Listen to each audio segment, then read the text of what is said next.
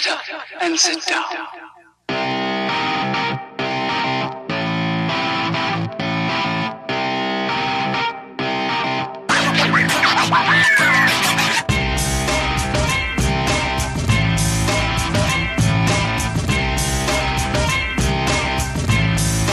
Nolans, I know it was you. I know it was you. You're the one who did that. What? You don't think I don't know hitmen that do chair shots? I know hitmen that do chair shots, and I knew it was you that got a man to go hit me with a chair. I know that happened. I don't know where it happened to him after he got the chair shot, but I knew it was a chair shot, and I know it was because you. And was it because I had a better pay-per-view? Huh? Was it a better pay-per-view? I knew we had 2 pay-per-views this month for you and I. I got one, you got one, and we all did all right, but you knew I was the better one. That's why you got that chair shot hitman up in this thing, because it was just equal. What are you talking about? What pay-per-views? We don't have separate pay-per-views. We are brandless. We went through this last time when you tried to break up the team. Explain the chair shot. You sent a man to hit me with a chair. Jackie said you fell on the chair. Fell on what chair? I know there was no man, but I knew he was there because I got hit with a chair. Jackie said you fell. You were trying to help Happy Snuka with a light bulb, and you slipped and you fell and you hit your head on the chair that you were standing on. That's what she told me. Well, I don't know where I got this bump. I feel weird. We'll get after this later. Right now, we got to deal with some other stuff, and that is right now. And welcome back, folks, to Off the Ropes with your man, Comet the Faded Saint, over there, Nolans, and me, Kane, Super What Snuka. And we're here to talk about 2 very specific pay-per-views that gone on this past month. Backlash, and depending on how you feel, Clash of Champions, or the Mick Foley edition, Clash of the Champions, depending on what year he thinks he's in. It's actually Clash of Champions. That was the way it was branded. There is no "the" in there. Mick. I will Mick Foley anything I want, sir. But anyway, we are doing all right here, folks, because I know that we're going to have a great time.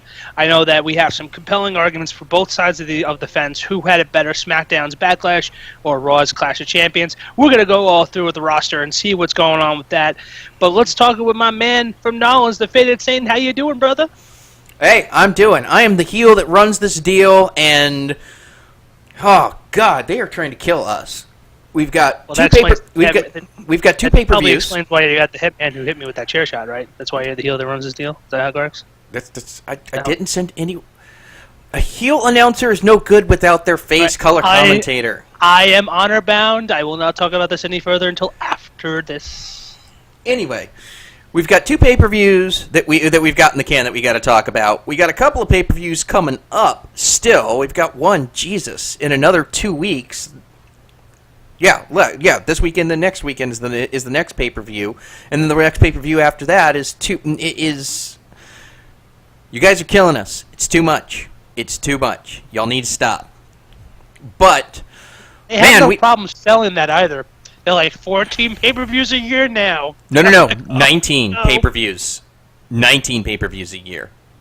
I swear it said 14 on the advertisement. Nope. They said 19, 12 plus 7 extra.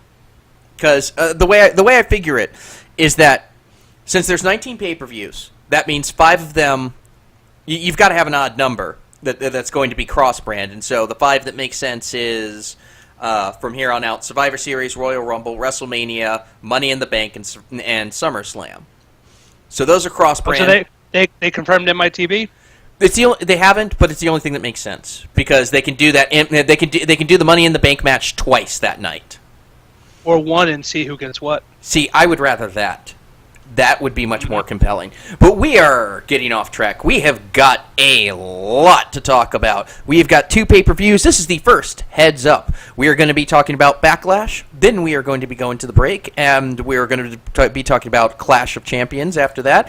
And then, after we give the grades for each of them, we are both going to make our case as to which one we thought won and why. Should be grades excluded. Yeah, exactly. And we're gonna talk a little bit, and we're gonna talk a little bit at the end about going ahead, where we're going from here. And let's go ahead and let's get started. I mean, we've got to talk about contractually. We have to mention that Backlash started with the pre-cook Baron Corbin or Randall Freaky Norton Jr. versus Apollo Crews if you saw the match on SmackDown, it was the exact same stupid match. Baron Corbin won. No one cares. It was stupid. Nobody cares, Krillin. And with that said, we can actually get on to the pay-per-view proper. Now, Backlash kicked off, very surprisingly, with the six-pack challenge, which you did tell correctly. I didn't hear it, but it was, in fact, elimination. And we had Dame Dolph Ziggler, Becky Lynch herself, Nikki Bella, Carmella, Alexa Bliss, Naomi, and Natty Neidhart, all for the first ever SmackDown Women's Championship. Correction, it's Harley Bliss. Morello, you need to stop with that. It wasn't funny. It was lame. I thought it was fantastic. But it's him saying it. Like that whole what was that line that he threw out there? Like SmackDown's Harley Quinn, but she doesn't need a squad. It was like, Marlo, you could hear the crickets. You could hear the crickets like tweet. You make me not want to hit you. Yeah, it's like, make me not want to hit you, Morello. That's really lame. But it was a fast-paced match. It was pretty much the biggest storyline in the match was Carmella and Nikki Bella because of all of the stuff that's been going there, because Nikki came back and she's got to be a face, so somebody had to turn heel on the face side, and they had just turned Naomi face, and Becky is money, so luck of the draw, Carmella gets the heel card. She's pulling it off.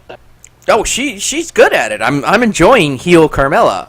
I just enjoy heel Alexa more. But I mean, it was. Oh my God, yes. I love her so much. It is, and it was a fast-paced match.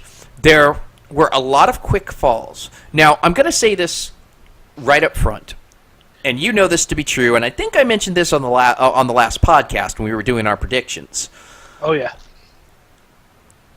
This was not a packed card, and no. it actually ended up getting it actually ended up getting less packed as it went on. We'll get to that in a few. So, really, on the pay-per-view proper, there were only 6 matches.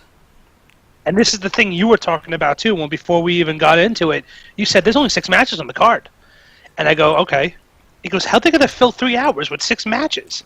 Yeah, I thought for sure one of them was going to get that the tag team qualifier match was going to get kicked to the pre-cook.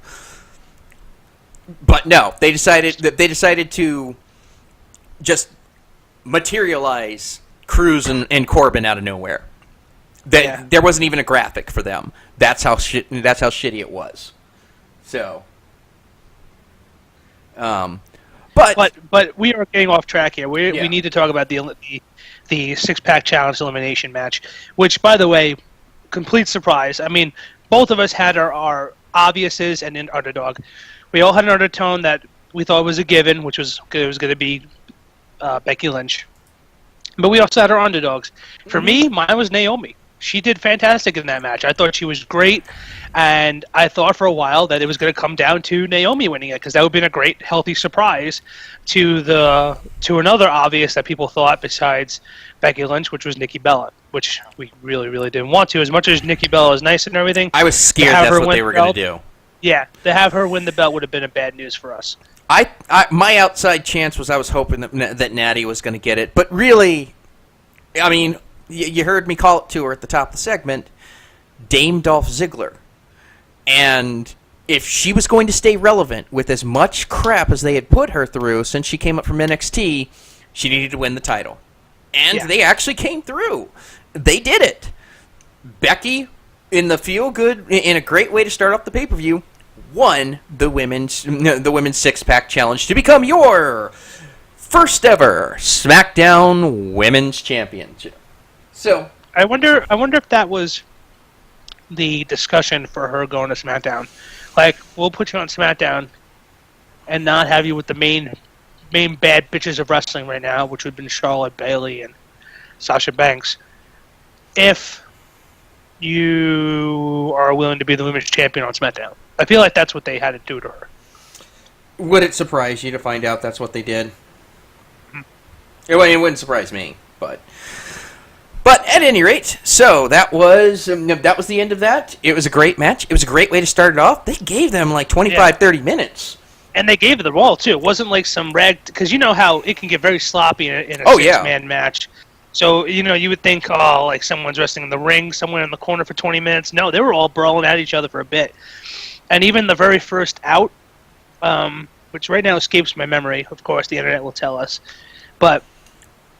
when it comes to even the first out took a while before they even started pecking away at people. Alexa was the first out. Yes, you're right. The most shocking one, of course, was Nikki Bella getting taken out by Carmella. Yep. That was a shocker. Yep. But otherwise, it was a fantastic match.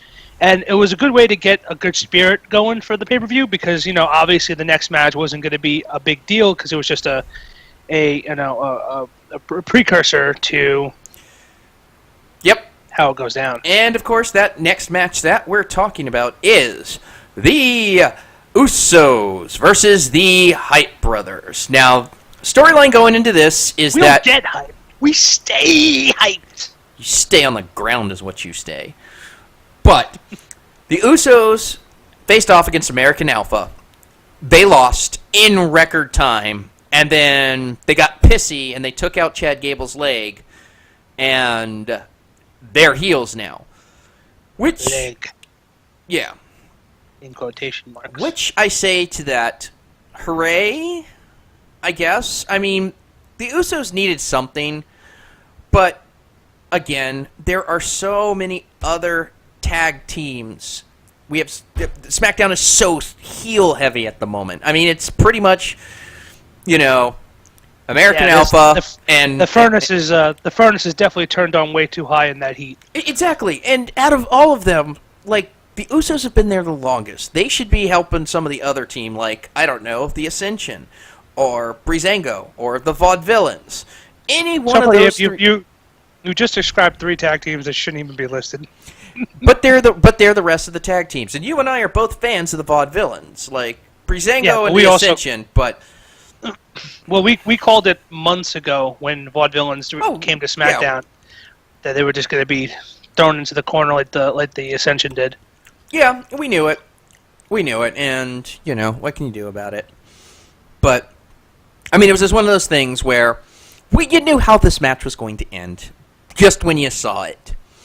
You knew it. It's like, oh well, obviously the Usos are going to win, obviously. So, hooray! I guess. Usos taking out Zack Ryder's leg. Dolph Ziggler Sr. I do have to give it to them. No, I do appreciate the new tone that they're providing, the Usos, since they went heel. Slower music, their outfits are a lot more realistic, and finally they don't have to spend hours on the chair to put their face paint on. They just traded in paint for freaking diamond-studded fangs. Have you noticed that? No. They have diamond-studded fangs. Fangs. As in vampire fangs. As in vampire fangs. No. It's pretty awful. Why? Because why not? What else is going on with them? Sure. I don't know. Their angle is we're gonna break everyone's legs, which again I don't get. How, Daniel Bryan and Shane McMahon say, oh, well, this is what we're going to do. Let's reward them for injuring other competitors. Pretty much. I don't get that. It doesn't make sense to me. I'm glad the Usos are doing something different, but now we're going to still have to deal with them at the top of the card. Very true. That's the other issue. Very true. And then again, as I think about it, as much as that was cool, nothing better than Samoa Joe, for example, right now saying to William Regal, I'm going to handicap your entire roster if I don't get what I want. Exactly. So that's a better threat as a heel than them just breaking the leg and get rewarded for it. Oh, yeah, totally. And, that's what should happen. But it's not. It makes no sense. But at any rate, Usos advance on to later in the show. They get to face off against Heath Slater and Rhino. Which brings us to quite possibly the second best heel on SmackDown's roster, without a doubt. And the best match, I think, personally, of the night. Yeah, close. And we are, of course, talking about the Intercontinental Championship. Dolph Ziggler, a.k.a. Mr. Becky Lynch, versus The Miz. And The Miz won. You knew The Miz was going to win. Even though the fact that we both said here, right here on this program 2 weeks ago, we said, if he does not win, he needs to just quit. Because that's it. And he didn't win. And look at where we are storyline-wise now. Because at the next pay-per-view, we're getting this match again, but now it's career versus Intercontinental Championship, which means... Dolph Ziggler's going to go bye-bye. No, it means Dolph Ziggler's going to win. Damn it. You know he is! You know it! They're not going to get rid of Dolph unless I hear something that he's about to go, that his contract is tanked. Which would anyone really blame him at this point if he decided to leave, as misused as he was? Or he leaves to go to Raw. He leaves to go to Raw. I can see that happening. But getting back to point though, this was a great match. This was a fantastic match, and that was the point that we think we overlooked here. All the spots were well done. Very little botches, if anything, if there weren't. Really hard to count any. And The Miz won in a very heelish way. Of course he did, because he's a good heel. Great. Yeah, that's the best part. I'm just hoping that if he does, because obviously, I just hope they continue the feud between him and Bryan. Because right now, they seem like it's been toned down or died down a little. And they need to raise that. I don't know if they're waiting for the career match to end. I'm not sure, but we'll know. The idea behind it is that Bryan is desperate to get back into the ring for one more match, and he's trying to get cleared for just one more. Because he really safety himself. Right, exactly. He wants to wrestle bad, and so he's trying to see if he can get cleared to do it, and that's why they're backing off, because they're not sure if it's going to happen. So they're trying to. Still can't. They can still provide the commissioner heat that like Mick Foley used to do back in the day when pissing off bad guys. They could at least involve him tyrannicizing Daniel Bryan with how he's supposed to be a GM, and they could at least do that. Exactly, and then if anything, they can get Daniel Bryan to get enforcers on people. Stuff like that. As an interesting pre-match. They got into an argument pre-match, and then Miz said that he was going to renegotiate his contract when he came back, which came into play later because they renegotiated their contract. He gave, on the next Smackdown after the pay-per-view, he gave Dolph his rematch, and when Miz threw a fit about it, he's like, okay, we'll cancel the match, and then we'll cancel your contract because you didn't read the fine print, and you defend when I tell you to defend, or your big contract is gone. So, and again, the match was good. I mean, Dolph is a great worker. The Miz has actually stepped up his game too. Like, his promo work is phenomenal. And he's obviously, when he was put in that program with Cesaro and Sami Zayn and Kevin Owens, he picked up a couple things. I think that's fair to say. And that's mostly because of the fact that Miz is a learner. It just might have how much of a heel he is, and how much he may sound like an idiot or an ass or a jerk or a dick in many people's eyes.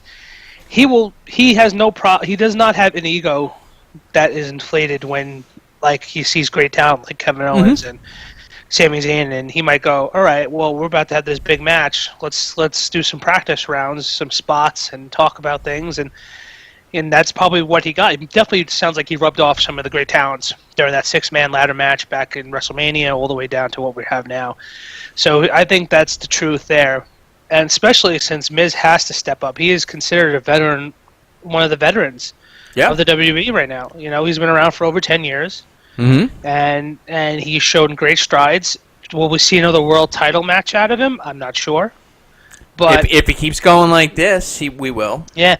Maybe that's his next. Maybe that's his next deal after this Intercontinental situation. Who knows? We'll find out. All I know is that this was a great match. Yep. And the next match after that, I have no idea what happened. The Miz over Dolph Ziggler to the surprise of no one. And we were talking earlier about, the stupid shit that happens. Yep. So, we were supposed to get Bray Wyatt versus Randy Orton. And then we find out that Randy was never cleared after SummerSlam. Why? It's not in the paperwork. Who the fuck decided, you know what's happening. You know it's bad when he opens the beer can, folks. Nope.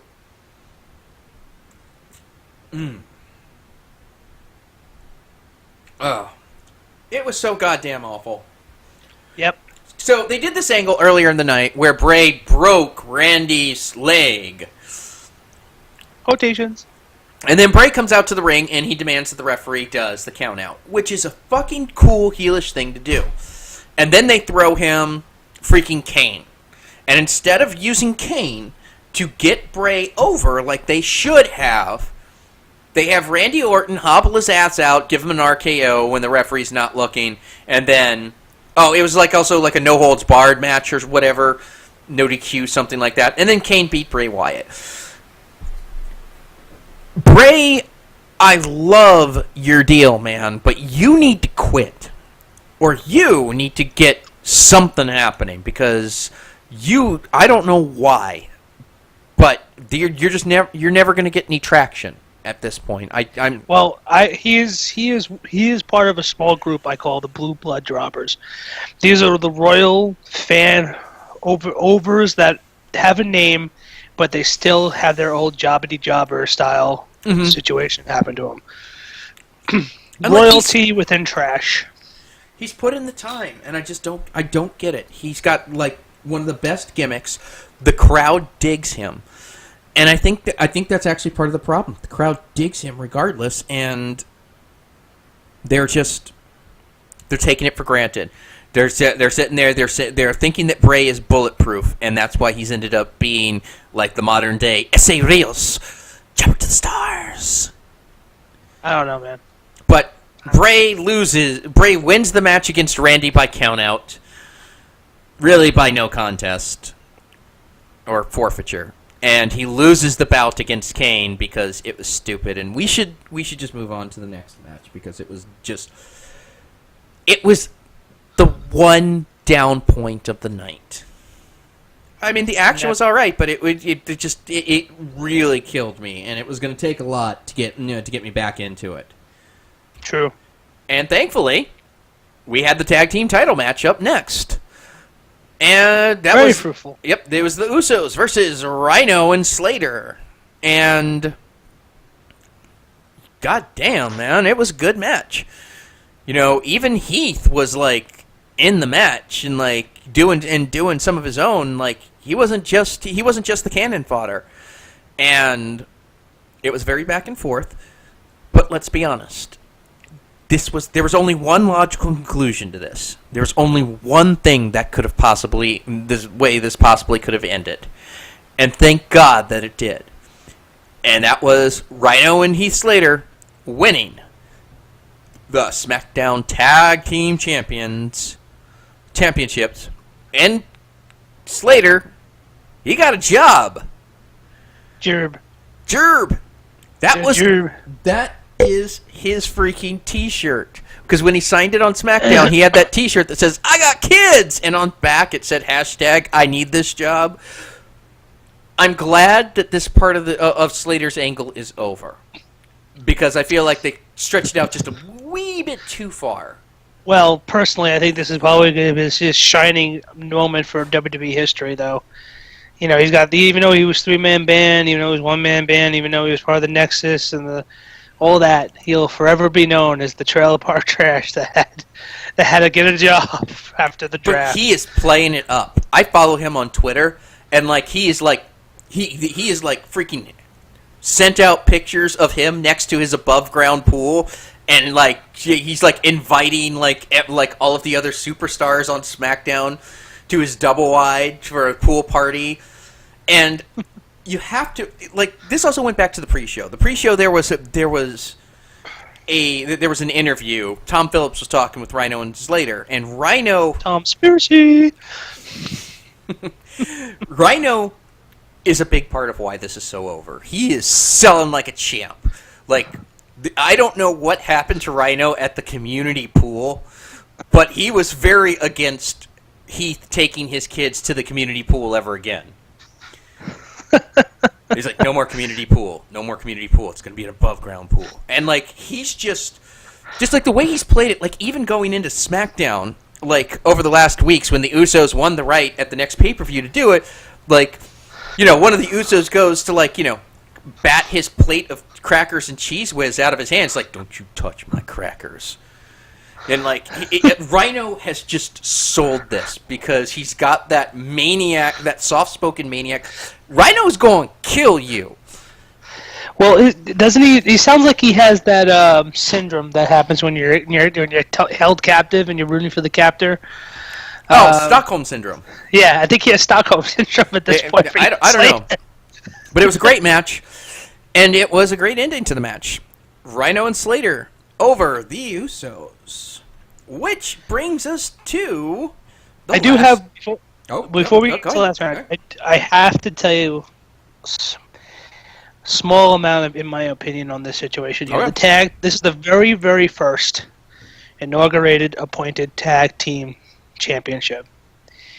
And they had the same thing for the women's that night, and Becky Lynch justly deserved it. But I have to say, for the very first tag team champions to go to Heath Slater and Rhino is a little too much for me, because I feel like other great talents that are actually tag teams should have gotten the very first inaugural SmackDown Tag Team Championship. I feel like it should have been American Alpha. Goddamn right, you're right. Or if they were going to at least do this, they should have, you know, popped to get the revival up and over. And yep, exactly. But again, it was what it was, and you knew how it was going to end the moment they said Slater had to win to keep to get a contract. And you know, it was what it was. And that brings us to the last match of the night, the sixth match of the night. That is your champion Dean Ambrose versus the internet's favorite Lego man, AJ Styles. And this is a pretty damn good match. It was a really damn good match. Still think Ziggler's match was much better. I think this one edged out, but I mean, it's close. It's really close. I could go either way on it.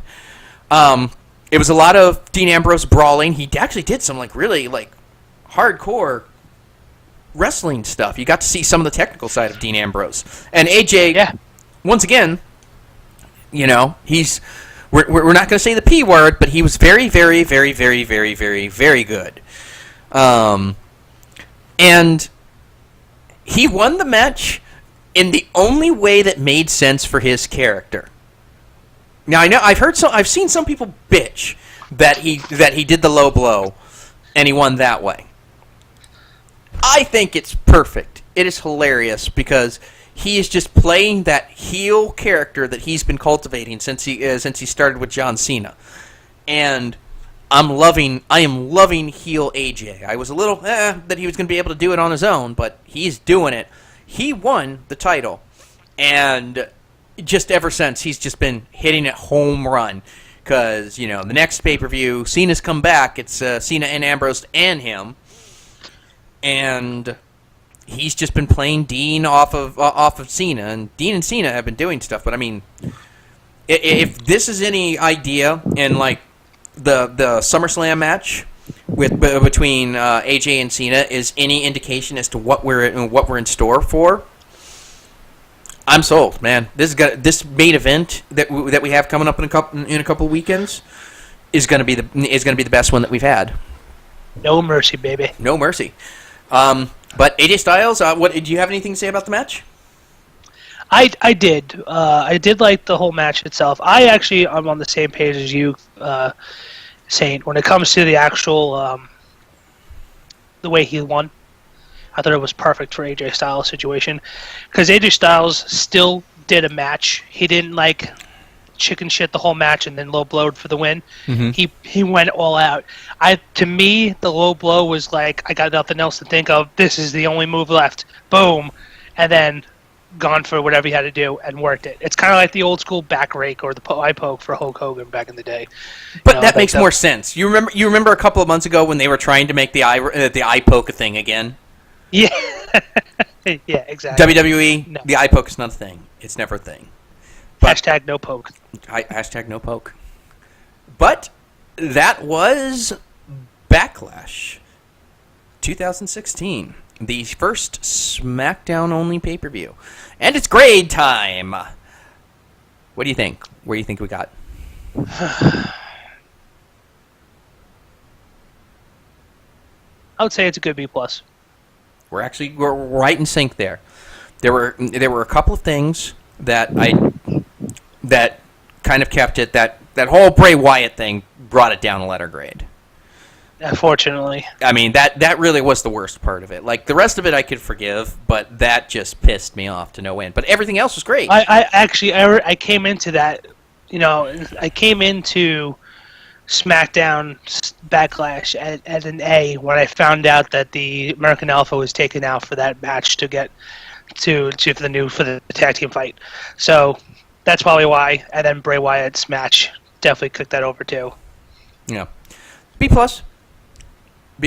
And well, that was Backlash, and we're gonna go ahead. We're gonna hit the break. But coming up, we've got our review of Clash of Champions, and then we'll talk about which pay-per-view is better. So we've got a nice little mashup for you coming up on the break, and we'll see you after then. See you soon, folks. On behalf of Kane and myself, we would like to thank bensound.com for our opening theme, Actionable. We would also like to thank Me Chet for our closing theme, Picnic in the Reactor. And this week, I am not freaking crazy, guys. I am not crazy. That is the freaking opening stage to Dr. Wily that TJ Perkins is walking out to, and I am going to prove it.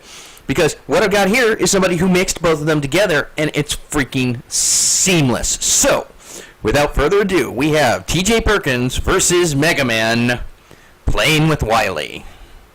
Enjoy.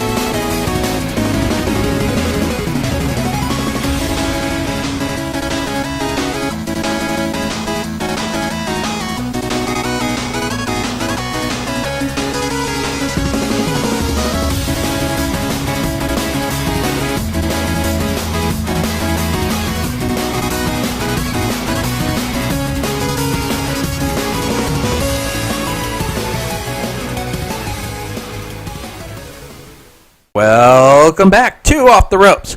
I'm your boy, Common the Faded Saint. That is my boy, Kane Super What? Snuka. And hey. Today's show is brought to you by the heel that runs this deal. I bring this show. Me. I bring this show to you. And do I get credit? No. I get a bunch of people on freaking Facebook saying, oh, Kami, you're wrong. You're wrong. TJ Perkins didn't walk out to Mega Man. You don't know what you're talking about. Screw you guys. Screw you guys. You just heard the proof that I was right. Mega Man tweeted TJ Perkins. I was right. It was Mega Man. He walked out to Mega Man. I knew it. Hashtag butthurt.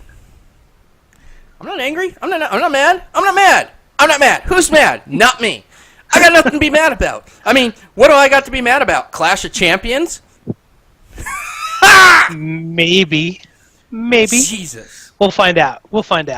Well, let's get on to that first match, yo. Yeah, we've got Clash of Champions, and actually this was a pre-cook that is worth at least saying something for. I mean, they bothered to make a graphic for it, so we are going to bother to. Oh, got the wrong one up there. That's going to be nice for the editing. Our pre-cook was Alicia Fox versus Nia Jax. Naya. Yeah, Naya. Who cares? She won. She beat the ever-loving crap out of Alicia Fox. Now, this is a good example of women not caring that they have a vagina instead of a penis. It was a good match. It was a good match. It was a good use of Alicia's skills, which is to be a body to crush. And I know neither of us were a fan of Naya when she was in NXT. No, I was a fan. I was okay with NXT, but here's the reason why I said that comment. Think about it. Week before, she went crazy with Alicia Fox. She put Alicia Fox through a freaking barricade. That is a male usual move, and they made it unconventional by having a woman do it. And she shook it off. Yeah, shook it off, took it for nothing. She was just fuck y'all. And then you come back into the pre-cook, and you see her going hog wild, lashing out against the big girl like Nia Jax. Hey, look, it was a good match. It was a great way to get. It was the epitome. Now Alicia Fox needs to go away so that the actual people can, the actual good wrestlers can wrestle. Nia Jax over Alicia Fox on the pre-cook. That's really all we really need to say. And that leads us into the pay-per-view proper. And I'm just hitting the wrong buttons all day today. And our first match, our opener for the pay-per-view proper was Sami Zayn versus L'Oreal's favorite wrestler. She has all of his shirts, and I know for a fact that she is going to start collecting a scarf collection that is much like his. She wants the scarves. She needs the scarves. L2J. L2J. L2J. She's going to kill me. Y2J, Chris Jericho. And it was a great match. It was everything that we expected Chris Jericho to do. And Sami Zayn, who is easily one of the best wrestlers on the roster. This is a stall match. You realize that, right? This is a stall match, so that until we can get the actual match that we want, which is Zayn Owens for the title.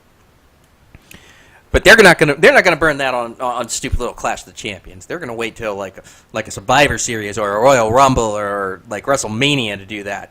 Well, Survivor's next, right? When it comes to the big ones. Yeah, Survivor's next. I think they wait till WrestleMania. And I mean, what can you say? Sami is like one of the best workers. Like, you know, Sami Zayn and AJ Styles are having a competition on who can have more of the best matches of the night. And you're right. And this was damn close. I don't know if... Actually, no. I'll go ahead and say it. I'll say it right here and right now. This was the best match of the night, right here. Even if... And I know I don't necessarily agree with it, but I understand why they did it, because they're stretching it out so they can save Sami and KO for a bigger pay-per-view. But I know L'Oreal was just ecstatic that Chris Jericho won. She was just over the moon. Hashtag Laria loves the J. Anyway, I mean, what have you got to say about the match? I wouldn't necessarily say it was the best match of the night, but it was a great opener. Mm-hmm. That I'll give you. Like all the wrestling. I think it was a much better opener than the 6-pack challenge that Backlash offered. Yeah, but that was Backlash's biggest strength and biggest shortcoming was the lack of matches. Weird as that is to say, because there weren't a whole lot of matches, but then there weren't a whole lot of matches, so all the matches got detailed and got a lot. And carved out like fine wood. Exactly.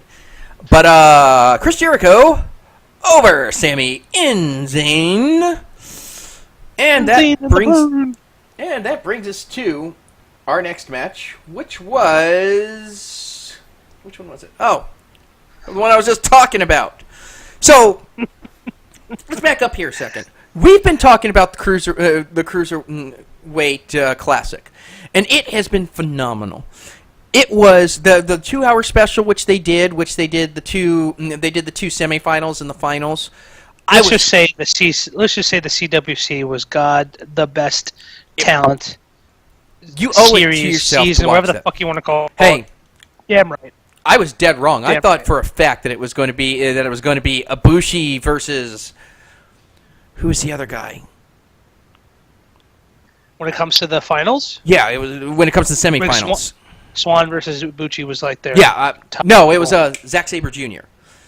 I thought it was going to be Zack Sabre Jr. versus Kota Ibushi, and that T.J. Perkins and Great Metalik were gonna just elevate them up. Totally wrong, because they both won their matches, and then Trips comes out and says, "Oh, by the way, in addition to this awesome trophy, here's a swank ass belt that you're gonna get, and you're gonna be the Cruiserweight champion."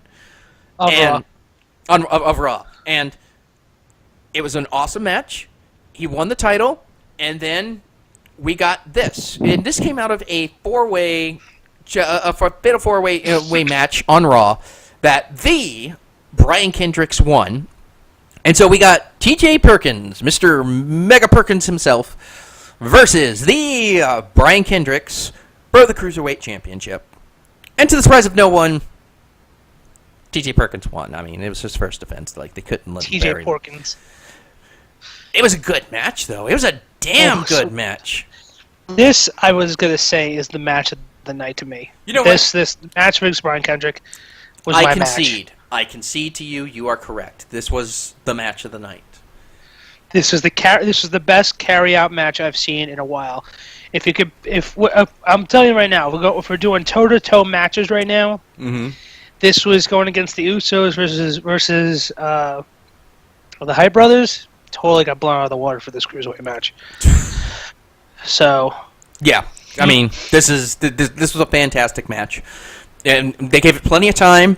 A lot of high flying, a lot of hope spots and stuff like that. But T.J. Perkins ultimately with that freaking reverse figure 4 leg bar that he does, was victorious and retains the Cruiserweight Championship. And here's the thing that not many people are realizing this, but Brian Kendrick is like super older brother level age amongst most of the cruiserweights going on right now. I mean, he's got a decade on them at minimum. That's the minimum, a decade for some of those wrestlers he's fighting against, and he's spry as if he was doing this 10 years ago. He's not doing as many high fly moves, but his ground game has improved immensely.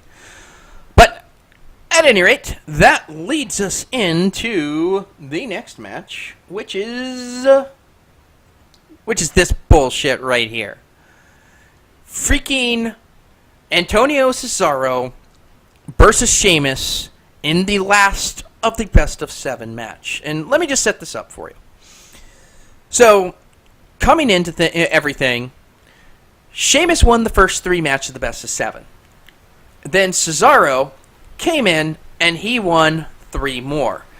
And So it was all tied up at 6. So this was the rubber match, and it's like is Cesaro gonna come up from behind? Is he gonna come up and sweep? And that was the match.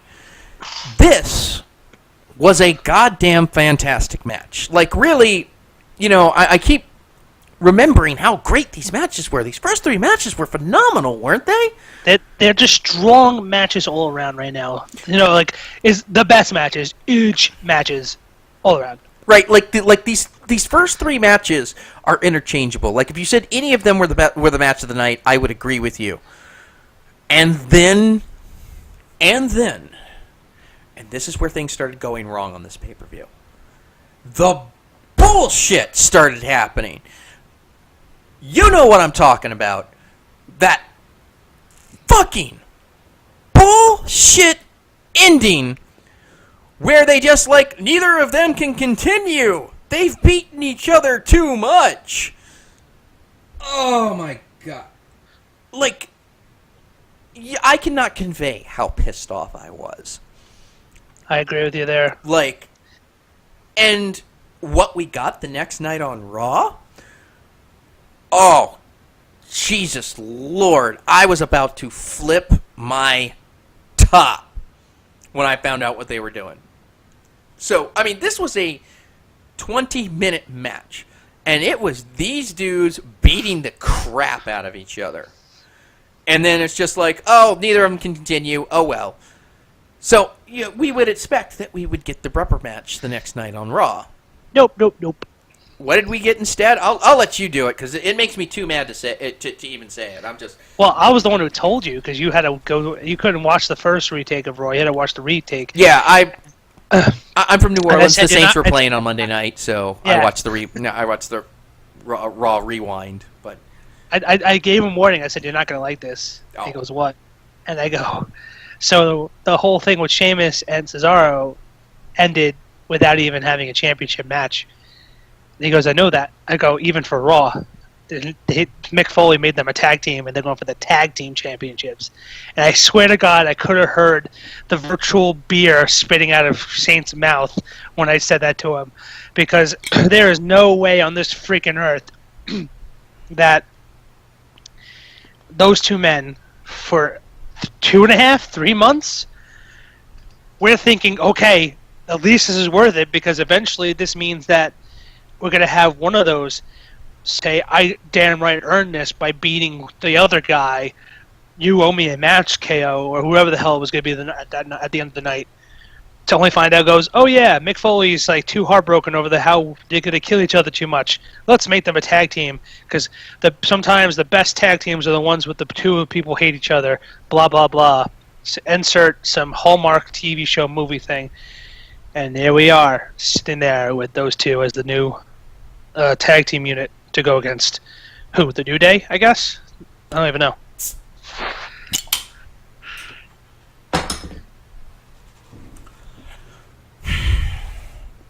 And what's worse about it is it was a fantastic goddamn match until that very, very last 30 seconds. I think my exact terminology when you told me what was happening on Raw was, I am going to hit the fucking stratosphere if they win the titles off the New Day, because I thought in the moment that they were getting their title shot right then on Raw.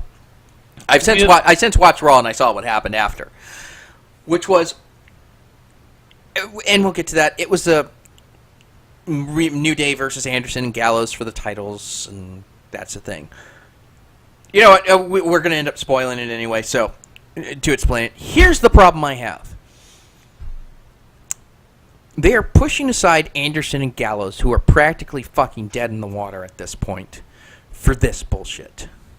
For this bullshit. You couldn't give us a definitive fucking end of the freaking match? You give all this build-up, and it's, you're gonna be a tag team! And they've got to win now. They're gonna win. They're gonna win the tag team championships in the next pay-per-view. The only way this is believable, or not even believable, the only way this is acceptable is if they're trying to recreate the Smackdown 6 on Raw. And because that was the thing. You had Los Guerreros. You had Edge and Rey Mysterio, who were really good friends, and you had Kurt Angle and He Who Shall Not Be Named, who hated the fuck each other, but were an effective unit. So this only makes sense if you use the Club and the New Day as the other two people, and this is our version of Angle and He Who Shall Not Be Named on the podcast. And if that's what they're doing, great. But I don't trust them. It's bullshit. It's bullshit. This was a great series. They had 6 excellent matches coming into this. This was a phenomenal match. It deserved better. Freaking Kane deserved better. I deserved better. You deserved better. We deserved better than the ending that we got. This fucking shit brings me to drinking. And this was just the beginning of the shit. Because right up next, we had The New Day versus The Club, Gallows and Anderson. I gotta say, I'm a fan of The New Day, but this is starting to get old. What's that? You can literally play New Day Bingo now. It's not like they're trying new stuff anymore. It's literally, they found what people like, and we're going to stick with it until we die. Exactly. And like I said, it's getting a little old. And Gallows and Anderson are dead in the water. They lost, by the way. They lost because Xavier Woods, who was not the active participant, hit Anderson with the freaking Francine. And they won the match because there's 3 of them. There's 2 of them. Because they're the faces, and Gallows and Anderson are the heels? Raw's pretty famous for making the heels look like good guys and the faces look like heels. Even though they clearly said, oh yeah, you're a heel, but we're going to make you look like you're a sympathetic guy. I just don't fucking get it. I just don't fucking... Because they're doing it to Rusev and Roman. And we're going to get back to that bullshit, too. But the match was fine. It was this was the Suicide Squad of matches. It was fine. It was fine. Suicide Squad was a fine movie. It was fine. It wasn't great. It was just fine. I mean, Jared Leto, he's a fine Joker. He's not the greatest Joker. He's not the worst Joker. He's fine. It's fine. We're just fine. We're all fine. Are you fine? I'm fine. We're fine. Everything was fine. The match was fine. The New Day is fine. Everything's fine. Fine. Is this what your therapist is telling you to say these days? My therapist said I'm not allowed to come back.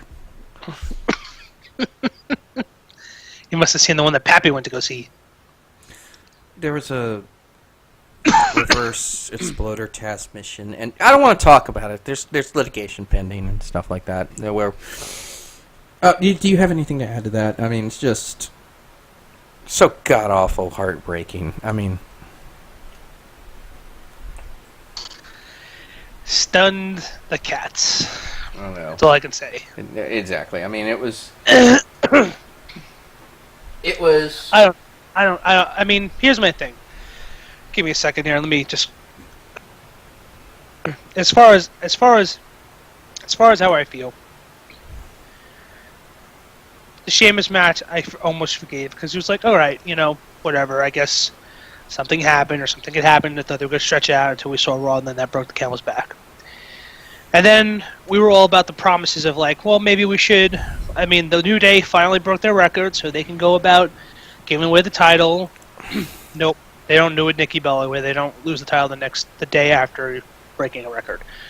Fine, whatever. But I can't get past how this Bullet Club is not being used like a good old-fashioned Hall and Nash of just break, beat, and destroy. I don't get it. I think they were supposed to back up Finn, and now that Finn's gone, they don't know what to do with him for the next 6 to 8 months. I don't know, man, because Gallows alone is a tyrant, and Anderson is such a freaking like the dude's a Swiss Army knife. Yeah, and I feel like they're totally not. They should like give the Randy Orton mentality and just go after things. Not even just fucking go after things, and that's it. Just walk away and kill it. They need the Usos angle where they're just crippling people. Yeah, that too. Just get it out. Not this comical crap, where you have Big E's testicles in a jar. It was cute, and I thought it was an interesting angle, but you totally didn't go with it, and you might as well just go with I'm going to hurt everybody until nobody's there. Just have them decimate the entire division until they get their rematch. Just have them actually take someone out. Just run into matches, break that up, destroy them until someone goes, crap, what are we going to do? Because there's nothing there's nothing any of them could do if they really wanted Gallows and Anderson, the club, getting at it. Then why bother calling them the club if you're not even going to make a club? So, you can't have two people in a club. It's just a tag team then. Exactly. They don't call. I call them the club. They're unofficially the club. But they're Gallows and Anderson if you look at their Titantron. But New Day won.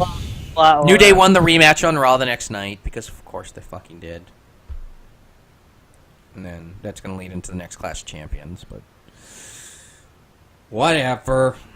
So that leads us into the triple threat. It was Charlotte, the champion, versus Sasha Banks versus Bayley. And god damn it, guys. You needed to save this one for WrestleMania. And obviously this got cut a little for time's sake. Because it looked like they were a little rushed. I have my reservations on triple threats to begin with. I never see them working out fine. Well, they work out, and they have worked out. The problem is that there was no, and again, this goes back to the same point I made with Backlash, and the Usos getting an opportunity when they are crippling freaking people. It's like Sasha lost the title. She has a legitimate freaking. She has a legitimate reason to want a rematch. She's supposed to get one contractually, and then it's just like, let's put Bayley in here. Why? Why not just have Sasha and Charlotte by themselves and have them do a run of classic matches? Let's have them do a best of 7. How does that sound? And not have a bullshit ending. I love Bayley. I do. Apparently, allegedly, from my sources, Bayley is Vince McMahon's favorite female wrestler. I know that's that's hard to believe, but Vince McMahon is a hugger, apparently. From everything that I've ever heard in every interview about Vince, he is a hugger, and Bayley's a hugger, and he loves that freaking angle. He loves it. Why wouldn't you love female Hulk Hogan? You're spot on there. She's female Hulk Hogan, but not in this match because she had to take the fall because Charlotte ended up pinning her, and Dana Brooks came down, and of course, just when I thought they were going to do something interesting with Dana, nope. You don't get to be interesting, Dana. You don't get to be interesting. You can stop that crap right now. You want a storyline? You want to be a person, Dana? You do not get to be a person. You stop that. It's a bad Dana. It's a bad Dana. Take your ragged jaw and go home. Who do you think you are? Dolph Ziggler? No. Because at least Dolph Ziggler gets a personality when he loses. You don't get that. You haven't earned. You don't get nothing. You don't get nothing, Dana. The match was all right. The match was. It's not what I expect of them. I know the fact that you can get like. I really want to see like freaking Bayley, Sasha 3 in a freaking steel cage, or God forbid a Hell in a Cell. I think that would be freaking awesome. I know they can do it. They did the Iron Man match. That's what I want. But I'm not going to get it. Because you, Charlotte, you have to be a crappy heel with the belt. Yes.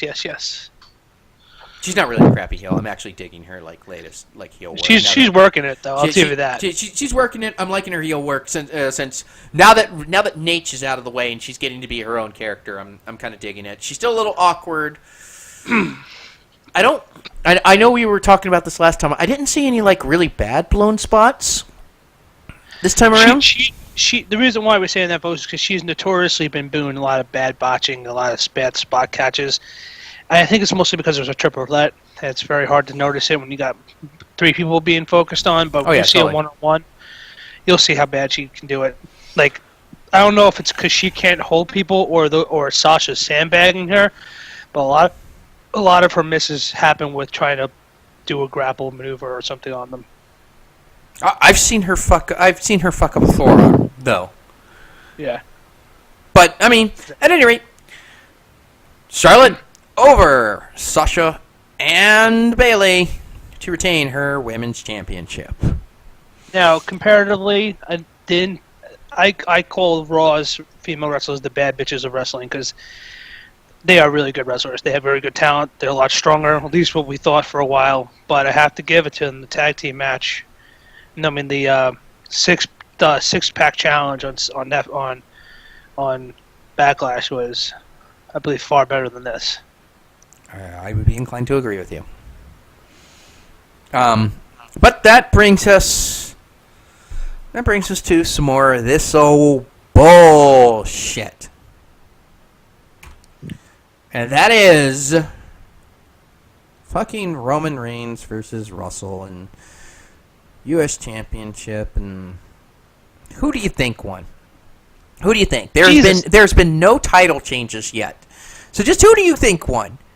Who do you think won? Of course, the steroid guy that they've forgiven won. Of course Roman Reigns won, because why wouldn't he win?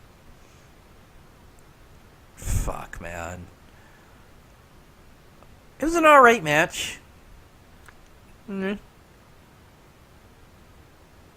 Here's the deal. And this is a big deal.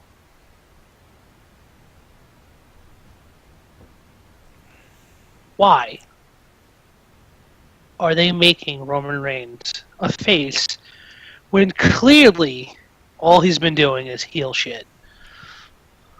They had the rematch on Raw, like right out of the gate the next day. Not even with an intro, just gone in. Just straight up. And it ended in bullshit. I mean, Reigns won. I guess if you're going to have a pay-per-view with all of the championships on the line and you're only going to switch one, this is the safe one. But why? Why? Because now Rusev, you've killed him. You've just killed his momentum. Once again, Rusev, you're a guy that just needs to just quit. And you've done, and you're right. Roman has done all the heel shit. He interrupted the wedding recap. He put Lana's face in a cake.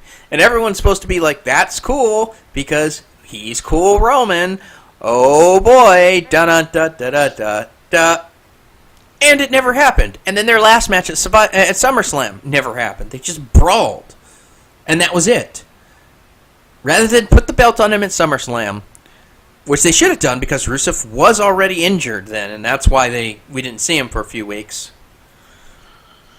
They did the stupid brawl angle.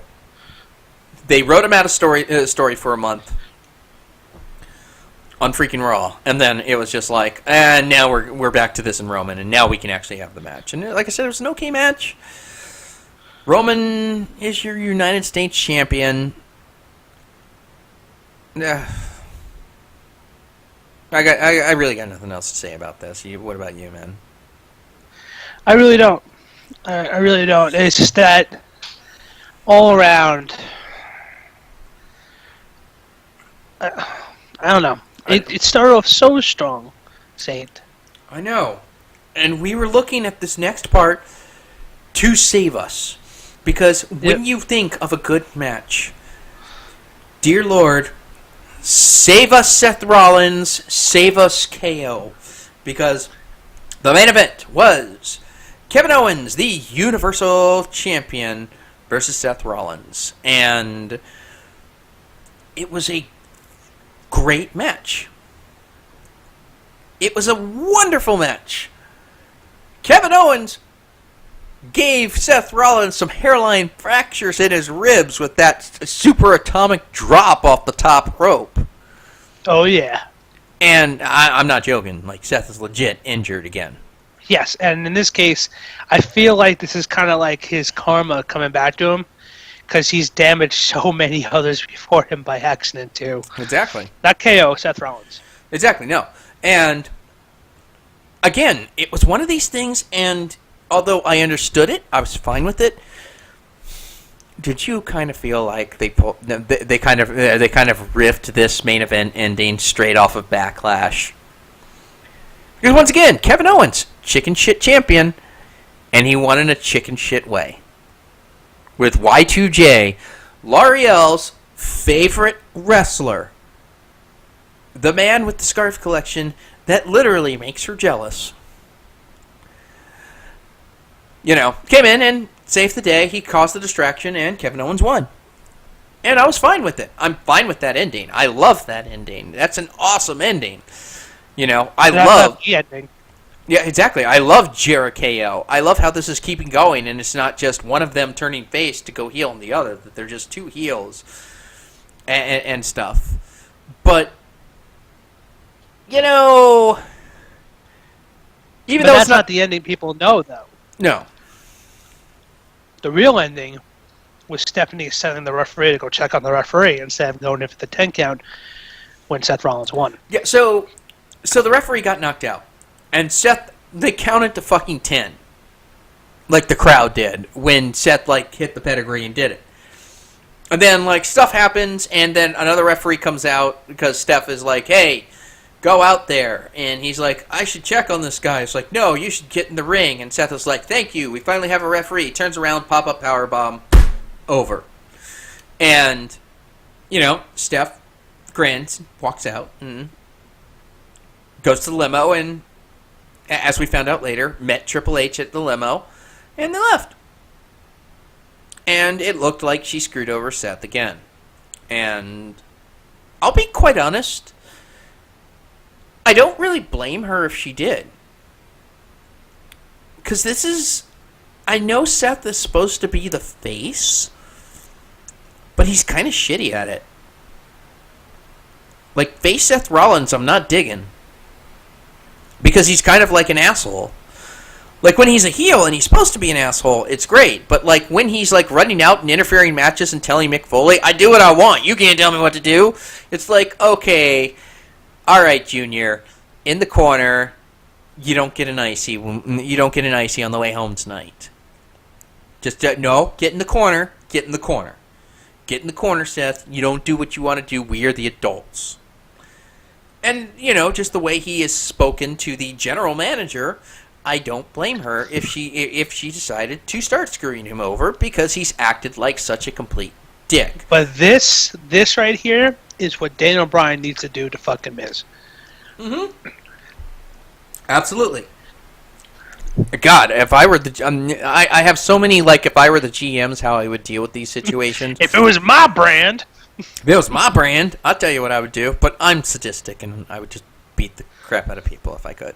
At any rate, but that was the Clash of Champions. That was the pay-per-view proper. Clash of Champions. Grade. Oh, I'm gonna give this a B. C.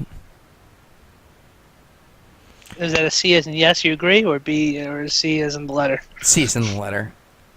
The first 3 matches were great. The last match was awesome, but those middle 3 matches, just. I think I figured you out. I think you go grades based on each match, and every bad match you take it down in grade. That seems like your thing. Yeah, and if you can't make up with it with another match, then. Then you don't make up with it. For every bad match, you need a phenomenal match on the card. So. Yeah, I guess so.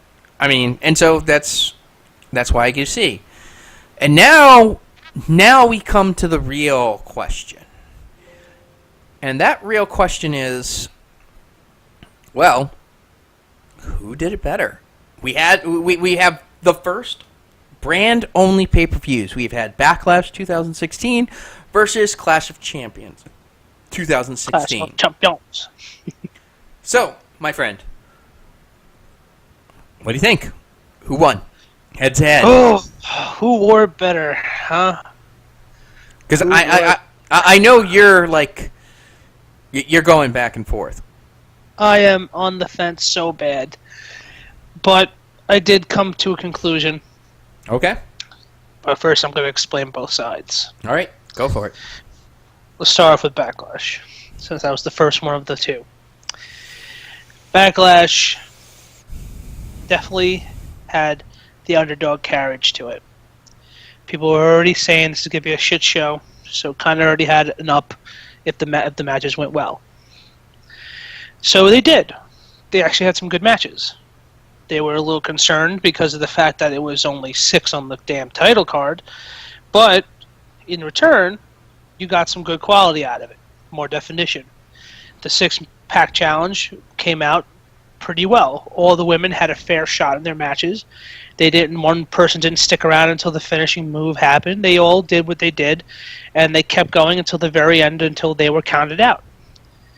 Same thing goes with a couple of those matches. There were a few bad ones. There were some bullshit ones that either A, they prematurely rushed and booked people like Randy Orton, thinking that that fuck up would not have his clearance done. I have no idea, but obviously they had to go, oh shit, what should we do? Quick, let's make something up. Yeah, Bray Wyatt, go attack him. Okay, classic like 80s kind of montage of how we're going to beat the good guy by taking him out backstage when it's not even their MO at all. I mean, come on. Bray Wyatt is not a confrontal, brutal guy. He is a lingering, creepy, metaphysical kind of guy that comes after you in like the most unforeseen way, not some get him in the back. So that kind of like pissed me off, and that's what got me all upset that way. The fact that Dean Ambrose is pretty much now officially a paper champion.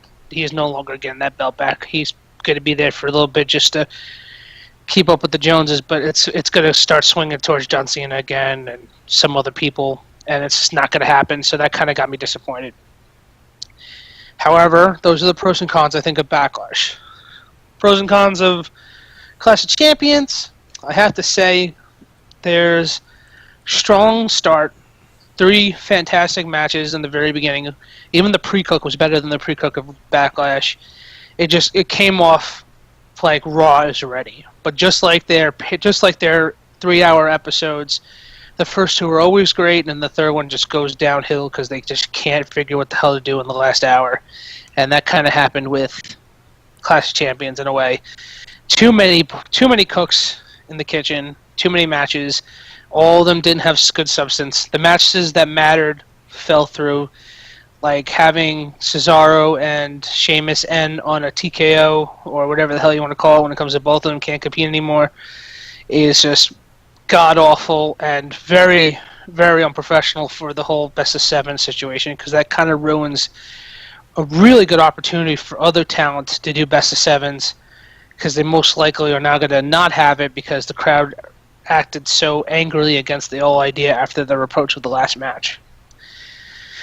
Then you have the main event, which worked out in its way, but it was just, I don't see it as a strong, passionate ending to a match when you have someone like Seth Rollins who just wants the belt and not have the fight in you, while Dean Ambrose is trying to fight for his life, and AJ Styles is trying to fight because he knows he's better than everyone. However, both of them did have good matches too. I mean, I think the women's match on Raw happened a lot better than the women's match on SmackDown. I think the tag match on SmackDown did a lot better than the one on Raw because it was just some BS turnover. The punch card, though, the Cinderella card, definitely goes to SmackDown when it comes to the Cinderella match, which in my opinion was The Miz versus Dolph Ziggler, and for Raw it was Chris Jericho versus Sami Zayn. Those matches came out of nowhere, but I think Dolph and Miz got that title for me. So yeah, going into this whole thing, even though Kane and Bray was just utter crap, I'm going to have a gift to Backlash. Backlash got it for me because more of what happened on Backlash gave a crap to me. Like, AJ Styles winning the belt is a big deal. Like, having someone who is a TNA rep, if you really think about it, someone who just came fresh out of New Japan Pro 6 months ago, getting a belt like that is prestigious. This is the belt. This is the lineage belt. This is the belt that happened before the split and split. So this belt means a lot more, at least my opinion. And having the championship like that, where Dean did not give it up easily, made it worth it. Where we knew KO was going to win at Clash of Champions, and wasn't the good win, it was the obvious win, because they're not going to give it to Seth Rollins so easily. They want to probably stretch it out, hopefully, because it's going to have good news, and that is Sheamus or Cesaro are going to finally go for it. And that punched me in the groin, because god damn it, Cesaro once again gets sniped out of a potential singles title match that he has not gotten since he started this business. And I feel like I'm going further on this, but I'm telling you right now, when it comes to my matches, Backlash gave a lot more damn for the results that they got for each match than Clash of Champions did. Clash of Champions just sounded like a 3-hour Raw with a different title on it. That's how I feel. And that's my opinion. Backlash won all the way through. You know, you make some valid points there. You absolutely make some valid points. And here's the fact of the matter. The fact of the matter is that I am the heel that runs this deal. The fact of the matter is that both shows gave us great matches. The fact of the matter is that while you sit there and you're obviously, treading towards the Smackdown locker room, because you've got The Miz over there, who I know you love. You've got American Alpha over there, who I know you love. You've got, Alexa Bliss, who everyone loves. You've got all of your favorite talent is over there. I'm on to you, man. I know what this is, where you're going with this, and you sit here and you talk about, the pros and cons and how much, Backlash delivered much more than Clash of Champions did, because it was more well thought out, because they've got less of a roster, so they didn't have as many matches, but they could be more detailed with it, whereas Clash of the Champions was just a freaking Raw. I see all of this. I see what you're doing. And I 100% agree with you. Like, 100%. Clash of Champions was a glorified Raw with a good opening hour. Backlash, and I need to point out here, and you can see, this is 100% true. You can just go back to the last episode and you can see it. I was not sold that Backlash was going to be a good pay-per-view. But it was. Because Raw got, and this goes back to the draft, actually. Raw got 3 picks for their every 2. Raw got the majority of the roster. So they had to make do with what they got. And they did not get a lot of the huge names. They got a lot of the NXT people.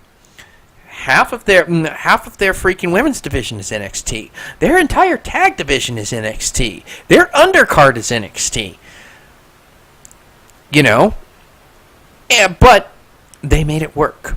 And yeah, they did have 2 matches that were to crown first ever champions and not, defending champions, but they made the right decision in Backlash. Becky Lynch needed to win the title to keep her credibility. And that's what they did, because she is their top base female. And that's the way it should have been. Heath Slater and Rhino needed to win those tag team championships to end that storyline. And they did. The only misstep that I can see that Backlash did was that goddamn Bray Wyatt thing, which I don't know why they hate Bray Wyatt. Does Bray owe someone money? Does Bray owe someone money? I'm just asking. Does Bray owe someone money? Anyway, but Clash of Champions, like those first 3 matches were so good. And you knew TJ was going to freaking win his match, because there was no way they could just have him just turn the title straight over to Brian Kendrick. It would have been, why are you even here, TJ? That contradicts his story. Sami Zayn was a great match.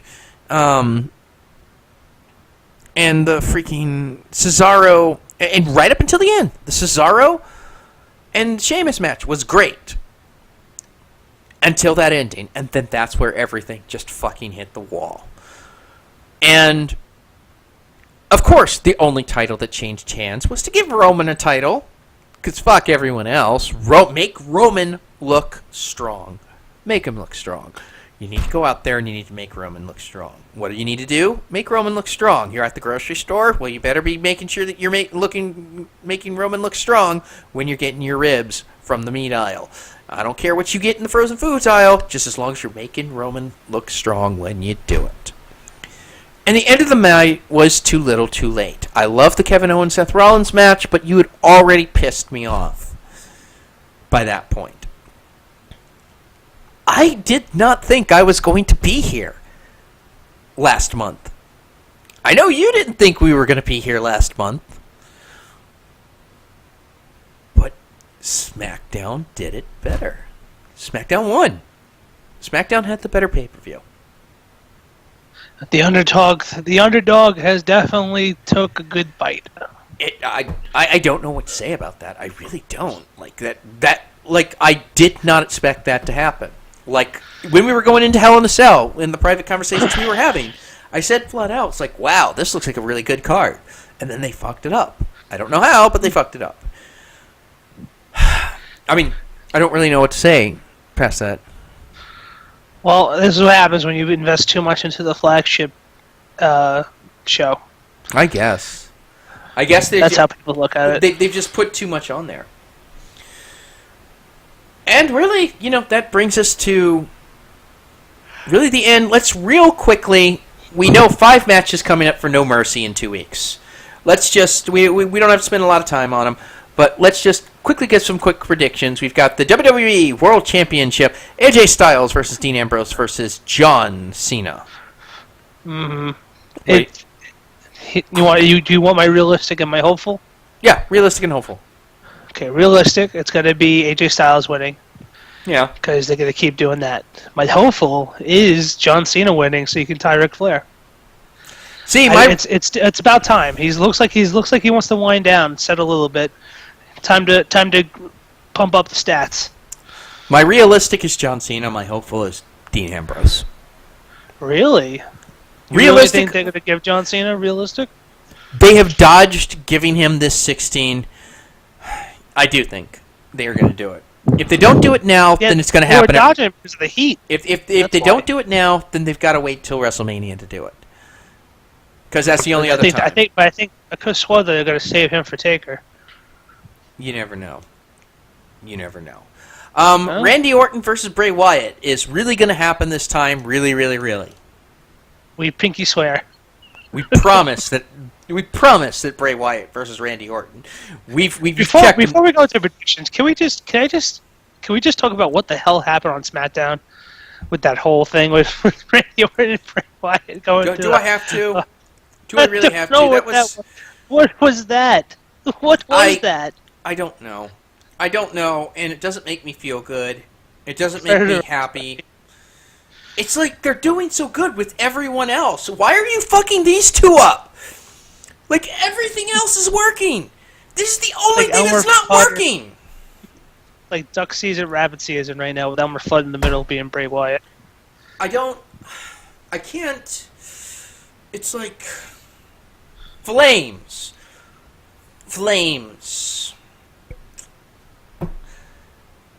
I want Bray to win, but it's going to be Randy. It's going to be Randy.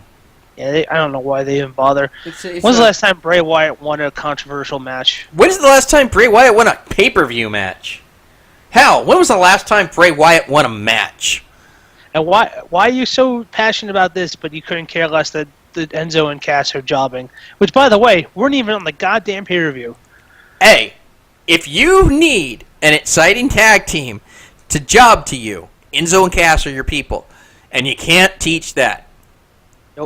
You cannot teach being tag team. That's a revelation right there, though. They weren't even in the pre-cook. Nope. They weren't around at all. Because Raw has too much people. And that's where I think the problem is. They definitely need to trade them to SmackDown or something. Exactly. The Intercontinental Championship. The Miz versus Dolph Ziggler. If Ziggler loses, he must retire. He must be retarded? What? He must retire. And we need to be clear about this. If Ziggler loses, he doesn't get to go to Raw. He doesn't get to come back in 3 weeks. Apparently, the way the storyline goes out, if Ziggler loses, he's done. WWE career is over. Not fired, retirement altogether. Exactly. His career is over. Dolph's got to win, right? I can't even give you realistic and hopeful because both of them are realistic and both of my hopeful is Dolph Ziggler losing. Like Dolph's got to win. Like there's no way around it. Like unless there's some contract negotiations that I don't know about, Dolph Ziggler's winning this shit. Now he might win by disqualification or countout. I mean, who knows? Maybe they'll pull Mick Foley and say that he lost, but he said his singles career is over, but not the tag team. Who knows? The SmackDown Tag Team Championships: Heath Slater and Rhino versus the Usos. Oh, Usos, definitely. I'm sorry, but that whole thing was just so they can get it out of the way. I really doubt they're going to retain after this month. I don't think they're gonna. I don't think they're gonna let him go down like that. I think Heath is really over, and Rhino's doing some of the best work of his career right now. Yeah, I think I know that everyone has one strong and one quick runner and one strong guy, and that obviously Rhino's the strong guy and Heath is the quick runner. But unless if they take out Rhino early, Heath Slater's done. I still think that they're gonna let Heath Slater and Rhino run with this for another month or so. And that brings us to the last one: Becky Lynch versus Alexa Bliss. Oh, I want Alexa to win so bad, but we know BK is gonna get it. I don't know. She's Dame Dolph Ziggler. But yeah, I want Alexa to win, but more likely than not, more than likely, Dame Dolph Ziggler is gonna eke this one out. Oh yeah. So anyway, that's predictions, and that brings us to the end.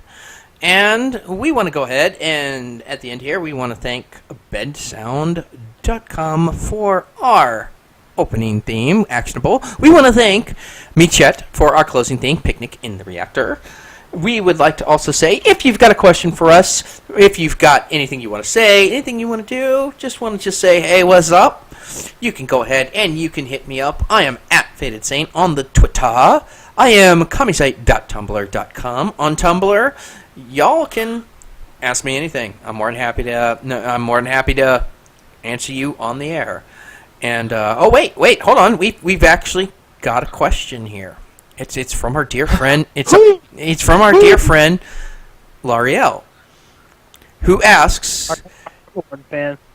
"Dear Kami and Kane, can you please pass my number along to Chris Jericho the next time that you see him?